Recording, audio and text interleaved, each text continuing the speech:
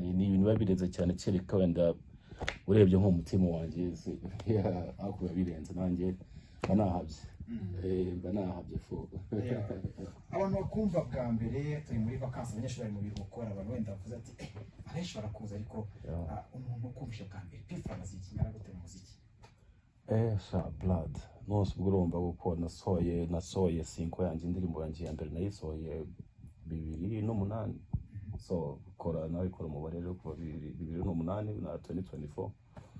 imyaka 16 yes n'urugendo ufata gute kuri P-Fla n'urugendo turwadanje so nuko gusa twari ukuntu Imana nibikora to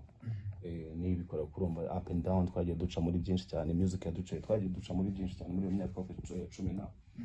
so ariko it is what it is man ni experience to nk'izindi zose ariko urumva ni ibintu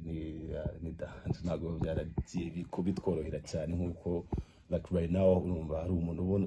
right now hari nk'umuntu ushobora kwitabimba ko ndashaka kutajya gukora rap reka njye muri studio nabonye lade zo gukora zo kwishyura producers zo gukora session yanjye nyine numva reka njye gukora rap music cyangwa njye gukora music kugira ngo mpite mbe famous urumva mbe superstar urumva aho ugasanga ntabwo ari to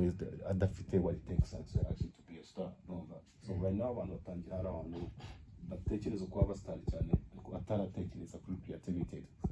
adatekereza kuri talent cyane talent undi ni yagakwiye nibanze then ibindi bigakurikira ibindi byo birizana